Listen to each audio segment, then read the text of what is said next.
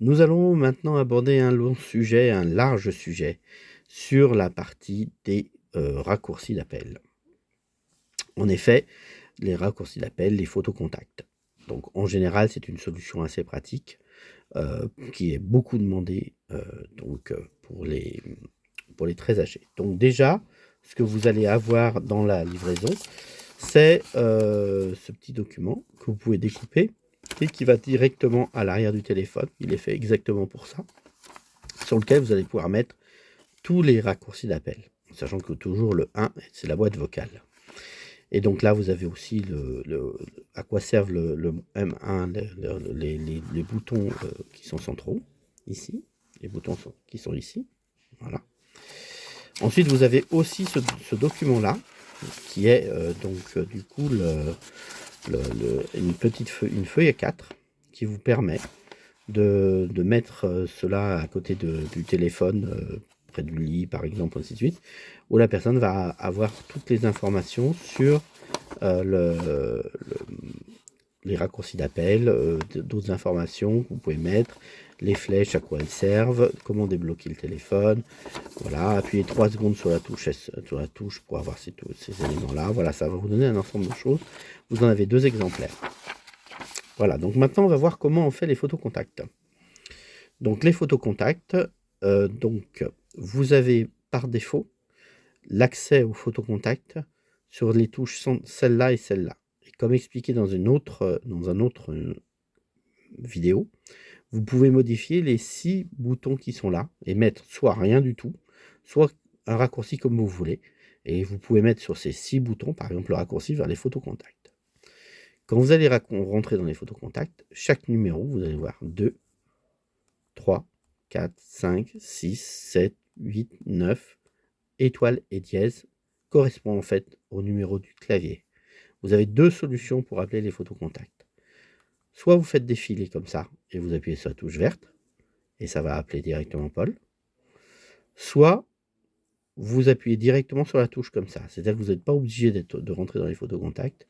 Vous pouvez appuyer directement sur la touche ou faire défiler les photos contacts, comme vous voulez.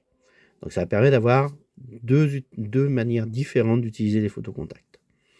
Donc maintenant, pour paramétrer une photo contact, donc là je vais me mettre sur un où c'est vide. J'ai une option. Je peux sélectionner dans les contacts.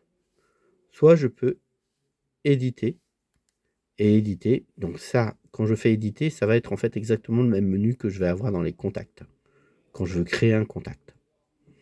Donc je mets le nom. Je mets un nom un peu comme ça. On va mettre un nom. On va mettre Louis par exemple.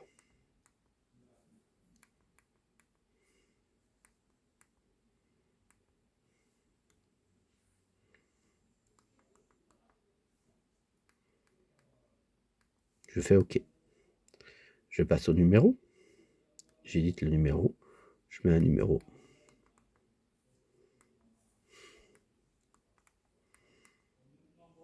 Je mets OK. Photo. Donc là, pour l'instant, je suis sans photo. Je vais éditer. Sélectionner depuis la galerie. Donc ça, c'est pas forcément évident d'avoir mis des photos dans la galerie parce qu'il faut qu'elles soient centrées sur les visages. Il ne faut pas oublier que si vous avez une photo d'une personne qui est prise en grand, vous allez pas forcément on va pas forcément la reconnaître sur un petit écran comme ça. Donc il faut que sur l'écran, vous ayez vraiment la photo avec le visage. Ou alors prendre une photo. Et là, on vous conseille, nous, de passer par cette solution-là, à chaque fois, qui est beaucoup plus simple. Ça, vous pouvez prendre une photo, ça va ouvrir l'appareil photo, et vous allez aller prendre une photo et vous allez centrer directement sur le visage. Donc là, je vous ai mis une photo qui est directement sur le visage, mais vous pouvez... Donc là, vous pouvez faire mieux que ça. Hein, donc là, j'appuie ici pour valider la photo. Voilà, j'ai validé ma photo. Donc j'ai pris ma photo avec la photo que j'avais ici. Mais ça peut être une photo où vous allez centrer directement sur le visage. Donc là, j'ai pas mal pris ma photo. Elle n'est pas très très bien prise. Mais bon. Je fais OK. Et voilà, ça l'a mis directement sur mon contact. Ensuite, je peux spécifier une sonnerie. Donc, quand je vais faire éditer, donc c'est quoi spécifier une sonnerie? Soit c'est la sonnerie normale du téléphone, soit je peux enregistrer éventuellement un texte qui va être lu à la place de la sonnerie. Donc ça, je vais mettre comme ça. Par exemple, je dis, je vais le lancer. Pour le lancer et pour l'arrêter, c'est le même endroit. C'est toujours le même bouton. C'est ce bouton-là. Et donc là, je vais dire, c'est ton fils qui t'appelle. C'est ton fils qui t'appelle. C'est ton fils qui t'appelle. C'est Paul qui t'appelle. C'est Paul qui t'appelle. J'arrête et je fais OK. Ça m'a lié tout ça. Donc le nom du contact, Louis. Quand Louis m'appellera, ça sonnera en disant, il y aura l'écran, à l'écran, il va avoir la photo qui va s'allumer, se mettre, et en plus, ça dira, c'est Louis qui t'appelle, c'est Louis qui t'appelle. Voilà, au lieu de mettre la sonnerie. Je fais sauvegarder.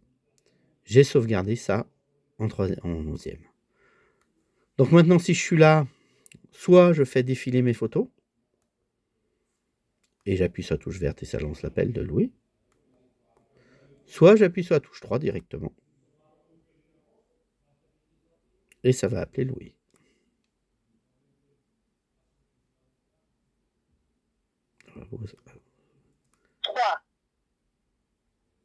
Voilà.